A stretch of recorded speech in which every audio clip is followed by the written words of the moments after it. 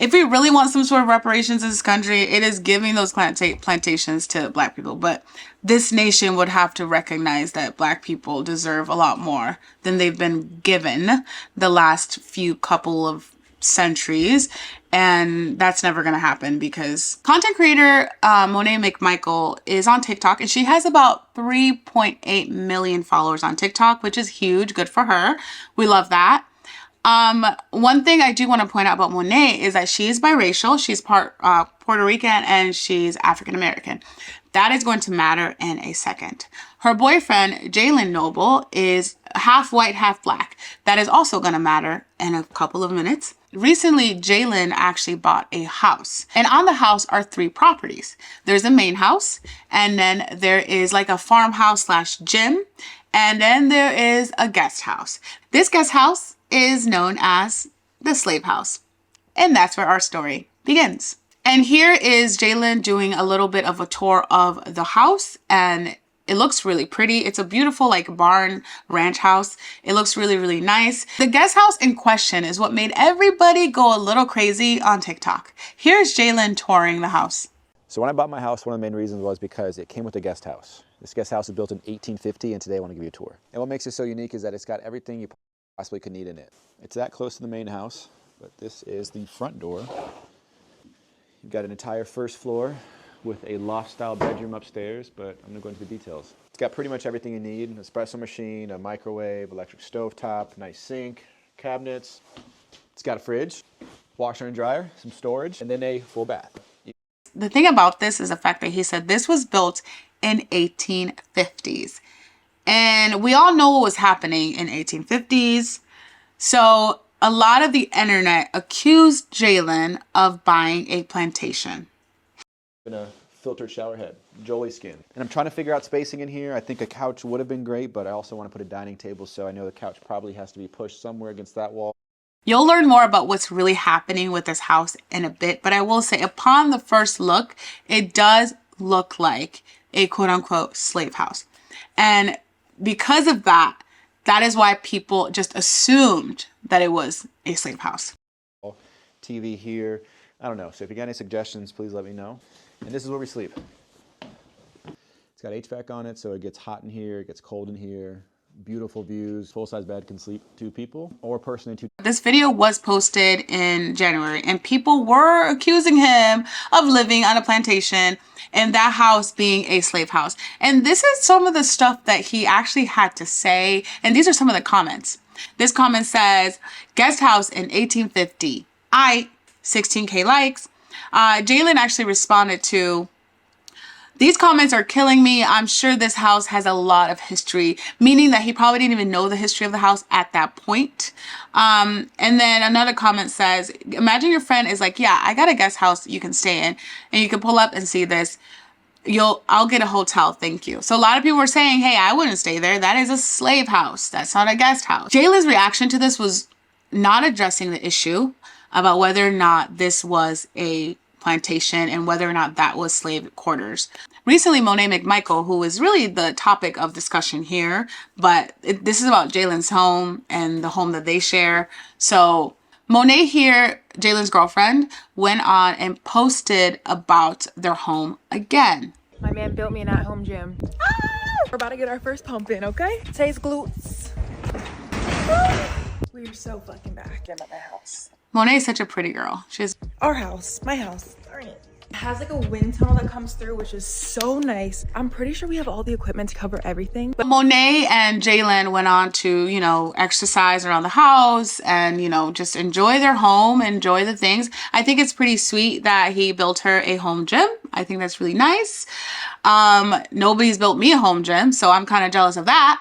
But so and you can see the slave quarters back there. And again, the issue with this is that they have not addressed the elephant in the room. They have not, up until this video, they had not addressed the fact or not this property was a plantation, B, whether or not that place was a slave house. So one of the biggest takes of this whole entire situation was the fact that this man named Brown and Bougie went on and criticized this entire situation. That video of Monet working out on her plantation gym just pissed me the fuck off. And he said it, plantation gym. He said those words. Plantation gym came out of his mouth. Okay? Let's just make sure we know that. And I'm not even like a, pro-black. Well, I am pro-black, but I also want to say this isn't in this video, but the caption for this video that I saw was biracials or biracialing again. Again, that is very important to this story because the issue of race plays a huge part in this entire story. I'm not like, I'm not overly woke. But something about her having the slave living quarters propped up in the background of her video like it's a... So far, this man has said plantation home and slave living quarters. Let's keep those phrases in our heads as he continues. Goddamn backdrop. Like, it's a fucking sightseeing attractive. Like, we're watching a goddamn sunset. It really just did something to my spirit. And the biracial audacity of them to have it decorated in the background like it's a goddamn... Biracial audacity. That's also a very good thing to remember. Like I mentioned earlier, Jalen and Monet being biracial is a huge part of the story. Christmas tree with lights. You are on a plantation doing daily cold plunges and... You are on a plantation. I'm pointing out these words for a reason, guys. I'm planning out these words because he's saying a lot of buzzy, like very like hard-hitting words here. And I wanted to point them all out for you guys before the story continues. Working on your goddamn core. The only cold plunge the slaves did was when they was outside picking cotton in the goddamn wintertime. The only core workout the slaves that was living on that goddamn plantation was doing was when they were running to freedom. You got them weird looking dogs running around on a goddamn plantation digging holes in sacred ground. You are turning a fucking plantation into a farm. Do you see how crazy that sounds? This next clip is about what somebody would do if they lived on a plantation or bought a plantation. This is what I, a biracial Black woman, would do if I was humongous on TikTok and decided to purchase land on which a plantation used to exist. In this hypothetical, And on which a plantation used to exist. so let's operate on the same set of facts, right? We're going to assume for the sake of argument that this piece of property is in fact a former plantation on which enslaved people toiled and lived and died. I would be very upfront about it the first time I went on TikTok and kind of displayed the property and the home and the accompanying buildings. Something like, I'm so proud to have purchased this property. I do believe that it has some affiliation with... I agree with this. This is something I would do too if I bought a plantation. I will never buy a plantation. I don't think. Never say never, but the thought of living or buying a plantation just sounds horrifying to me. So I don't want to even think about that, but this is probably a very good take. And then I'm going to give you those people's names so that we can say their names. I would then do a series on the history of the land and the people who lived and worked there, and that there would be a bunch of videos and they'd be informative. And I love that. This woman is a very good strategist. She's obviously knows what she's talking about. I can understand the sentiment. Creator fund money from those videos would be donated to various Black organizations. For example, Brian Stevenson's Equal Justice has a bunch of legacy sites that people can visit that describe different types of Black history, which includes the National Memorial on Peace and Justice, which is a memorial on the lynchings in America of Black people. I would also think about donating to Black historical societies or organizations that promote Black ownership of those, and then I would publicize that information. And I would call on brands to match those. She is putting a lot of responsibility on one person. If they lived on a plantation, of course. But this is a lot of responsibility. But again, she's just kind of saying what she would do. But this is a lot of work. So I would say maybe ask people to volunteer in some way to help you, because this would have been a lot of work if this house was on a plantation. $5,000 on a video talking about the history of the plantation. I would then call on various brands to match that $5,000 so that we could make a ton of money for these different Black organizations. So in this hypothetical, we also have some sort of cabin that is likely a cabin where enslaved people slept. I would make sure to turn that into some sort of memorial or have a plaque or a garden. If I visited your home or was ever there, it would know what happened there and would be able to pay their due respects. Right? As a huge Black creator, I would take the time to talk about the moment we're in, about the erasure of marginalized histories and the erasure of CRT and DEI. And I would use my new ownership of this land as kind of a stake and a stance against this, right? I am a Black person, I purchased this plantation, and I'm going to commemorate the history here, and I'm going to make sure that everyone that follows me knows what happened here. Who gets to have weddings? Nobody. Who should do yoga on plantations? Nobody. But I think if anyone is to own a plantation, the right people to own it are Black people, right? It's a reclamation of history. It's a reclamation. And that is true. I 100% agree with that. Of the ways in which Black people have been so degraded and mistreated. Black people should just be given all of the plantations in this entire nation, to be completely honest, as a gift. just give plantations away as a gift, or make plantations like centers for like homeless, or centers for abused children or abused black children in particular. Center, like, just turn them into centers, just make them into like centers for like people to thrive in, or give them away to black people. If we really want some sort of reparations in this country, it is giving those plantations to black people. But this nation would have to recognize that black people deserve a lot more than they've been given the last few couple of centuries. And that's never going to happen because... And so I do think it's appropriate for black people to own it. And I think it's something that our ancestors can look upon with pride, right? I toiled on this land. I was so mistreated. I had no rights. I was degraded. I was tortured on this land. But at least someone descended from me, or someone who represents black culture, is able to exist joyfully on the property. I think it's important to be respectful. I think it's important to know your history and commemorate it. And I think if you kind of follow these steps, that would be the ideal situation for me. So as you heard there, this man, Jalen, bought a home that is in Texas. I don't know if that made that clear earlier, but the home is in Texas. It was built in 1850. And people went into the worst conclusion possible. I'm surprised they didn't say that Jalen murdered a bunch of people on that land when he first moved in, because of the fact that they can just take very little information, a rumor, a little speckle of a rumor, and then boom, run with it.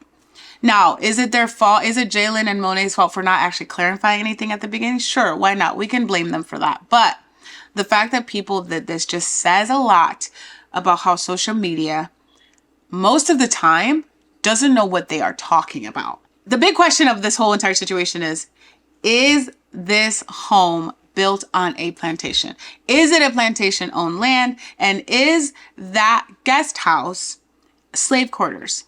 Jalen literally a couple days later clears this whole thing up. So I'm currently in my renovation era. I think it's been a lot of fun to renovate my current home gym, but now we're getting ready to renovate my guest house, and I want to take you with me. And I've started the interior decorating process that I want to show you, but I also want to talk about what I plan to do with my guest house and the history behind it. And for the history, I hired a genealogist and reached out to an architectural historian to tell me everything I need to know about this cabin. First, this was an early settler's cabin. And this is something that the previous lady was saying in her videos, is I'd like do the history, do the research on the house, and then clarify what you need to clarify. Architectural historian to tell me everything I need to know about this cabin. First, this was an early settler's cabin, which converted to a hunting lodge and now currently serves as my guest house. I also found out that someone with the last name Noble used to live here, which I thought was pretty cool. And with this house being built in 1850, I do want to acknowledge the fact that I feel an overwhelming sense of empowerment every time I see it. There are no ties to slavery on this property, but as a black man, I am able to own a house that 175 years ago we were not able to. And it sits in the middle of my courtyard, which has my gym and my main house in it, so I'm excited to kind of update this guest house to make it a little more presentable. And I think that starts with the property itself does not have any connections to slavery. It is not a plantation home, and that little guest house is not a slave house. So there you go. So people jumping to conclusions automatically without knowing anything is quite interesting. So for the rest of this video, he just kind of goes on and talks about how he's going to renovate the space and make it look nice and, you know, make it all very, very guest housey and, you know, clean and stuff like that. I will say I'm very impressed by Jalen's cinematography. He's really good at, like, you know, making things look very, very pretty. Like, he's good at it. As I said before, a lot of people accuse him of having a house that is on a plantation. A lot of people do that. Accuse him of that. A lot of people said it. A lot of the comments were saying it. But some of the biggest noises that came from that guy that I just said, Brown and Bougie, you would think that somebody that said that would apologize right away. Let's see what he had to say. So I'm going to take a moment right now to say subscribe to this channel if you have not yet. If you like these types of stories, if you like, you know, trendy things that's happening in pop culture and things like that, I love bringing them to you. So subscribe to the channel. I was asleep. Oh my gosh. Yikes. So firstly, I finally saw Sinners last night. And I would just like to say, who knew that a barn could have so much duality? One day it's a fucking juke joint, the next it's a gym. Now, I would like to apologize. I would like to apologize for calling them dogs funny looking. They had nothing to do with this. They did not deserve it. I am a dog owner myself, and if somebody called my dog funny looking, I too would be upset. So for that and that only, I apologize, sister. Other than that, that's all I got right now. Because here's the thing, even if I wanted to apologize to Jalen and Monet, hey Monet girl, I saw you in them comments. Even if me, wanted to apologize to them, why would I give any of you parasocial relationship loving losers the satisfaction of doing it publicly? Y'all have been in my comments for the past 24. No. I mean, the reason why you would do it publicly is because you insulted them publicly. You accused them of things publicly. So of course we would expect a public apology, sir. Wouldn't we? And calling people losers is also not nice, but that's another thing for another day. I was trying to bully an apology out of me, and I am a bitch that can't be bullied. I made references to Jalen and Monet's race earlier, and this is the part of the video why I did that. And this lady makes a really good point about why we are so quick as the Black community to judge each other when we have a little bit, just a tiny little bit of mishap when it comes to conversations like this. I wasn't going to do it, but I had to put in my 2 cents about this Monet McMichael and Jalen situation because it's really pissing me off. The worst part for me is watching it all go down and see how quick we are to pit Black people against each other. I hate to say it, but we do. Black people do pit each other against each other. We do. They've done something that, according to this specific Black, they don't align with that thing. Quick, we gotta judge, hate, and give threats to people based on a rumor and allegedly. None of this conversation should even be happening because it is all allegedly. And even if it was true, let them keep their fucking land. Okay. I'm going to take some of y'all points and throw it back in your face because right now, if you live in the South, I'm sure you're probably on plantation land. You're probably on land that our ancestors died on. True. That is probably true. If it was refurbished, it was created something new. Sure, okay. So I want you to go get on social media right now and acknowledge that land that you're sitting on right now. Acknowledge this. They would never do it. They would never do it. The thing about content creators is that content creators literally have to expose themselves every day and say things every freaking day and put themselves out there. The people that are judgy can never, ever do that. They'll judge you from head to toe, but they themselves will never, ever get on camera and say something about their life or say something or form an opinion about anything. And that is something that really, really pisses me off. They've died there. How does that sound? You're not going to hold yourself to the same standard that you hold these other people to. The same standard in a way where you feel like you deserve them to say something, even if it was. White people literally have us in the palm of their hands still. And I say that because this mentality that I'm seeing with the stripping Blackness from biracial people, like, can we not act like they weren't slaves too? Their ancestors could have not been slaves. Like, they're not one of us. Yes, they were. You are so mad at this light-skinned, biracial Black person, colorism in general, light-skinned people being mad at dark-skinned people because of a social construct, a racial construct that was created by a white supremacist. It's like there has to be pockets of Black people, you know? Of the house slave and the field slave pit against each other. Like, that same mentality is showing up in these comments. Y'all are so mad now this biracial person is getting land. They don't deserve it if their ancestors weren't on that land. Specific thing that just to be annoyed by. That's just like, oh, you don't deserve this because you're biracial, even though back then you would still be considered Black, even if you are light skin. Like, come on. And last but not least, the Auschwitz comparisons that I'm seeing everywhere is insane to me because yeah, apparently a lot of people are comparing slavery to Auschwitz, which are completely two different, both terrible times in history, right? Auschwitz and the elimination of Jewish people and slavery were both terrible times, but they were two different times in history. Those two events in history is one of those things that I'm so ashamed of to be a human, because I'm like, why would we do that to each other? Why would we do that to one another?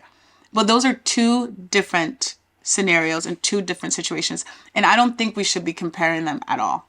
Holocaust versus slavery. Y'all never wanted to compare those two in the past. But now that you have a situation in which you can bring up a point that makes sense, oh, no one would ever go live in Auschwitz land. Okay, well, the Holocaust and the killing of Jews was different. The way that slavery was so mass spread, not even just slavery, Native American genocide over the entirety of the U.S. Well, I know what she's saying here, but there are different locations in Germany where there were lots of internment camps. There are lots of different locations, but I know what she's saying here. Are making points that aren't making sense. And oh, maybe you're mad that they're making jokes. They're making jokes about slavery and the place being a plantation. First of all, no. If you actually go look and you do some research, which clearly no one. And this video was made before Jalen cleared up the rumors about whether or not the house was a plantation. Plus, let me say this. So we're just going to select and choose which Black people can make Black jokes. Oh, if they're this light skinned, they can't do it. If they have a white mother, they can't do it. And that is othering every single person. That's such an othering, statement. Let's be for real. You don't get to choose to define someone else's Blackness. Pretty sure. Period. I love that. You don't get to choose to define someone else's Blackness, because at the end of the day, you're Black. The points I wanted to, but the last thing I want to say is I just hate that I hate to see us have these debates online, these conversations, and do things that are so unproductive. I hate it too. I hate talking about this stuff because it just leads to more division. And we don't need any more division in the Black community. We don't need that. I was born in another country, and all my elementary school days and high school, middle school days, I was told that I was not Black enough because of the way I sounded, the way I acted, the way I dressed. I was told a lot that I was not Black enough. So for these discussions to still be so divisive and still happening in 2025 is so freaking pathetic to me. So unproductive for change for us as a society. Like what is this doing for us? This is actually doing nothing. You want to be mad about somebody living on slave plantation? Go talk to the white people. Go to the government. Go start doing things in the community that's going to help Black people get their land back. Go start protesting for reparations. Like please, y'all don't really care. So just say you hate the people that bought the land, because there's no other reason for all this to be happening. And also there's no reason to be hating them like y'all do. I don't really get it. I don't know if it's jealousy, boredom. They have the opportunity to live a completely different life. Why do we hate the happiness of Black people once they get to a place that we're not? I just feel like we are so quick to like tear somebody down. Or so quick. So earlier in that video, this lady did mention that people just seem to hate people that, you know, succeed and things like that. And like especially when it comes to Black people, the rumor is that people do not like Jalen. Because they don't like Jalen, it kind of goes to Monet.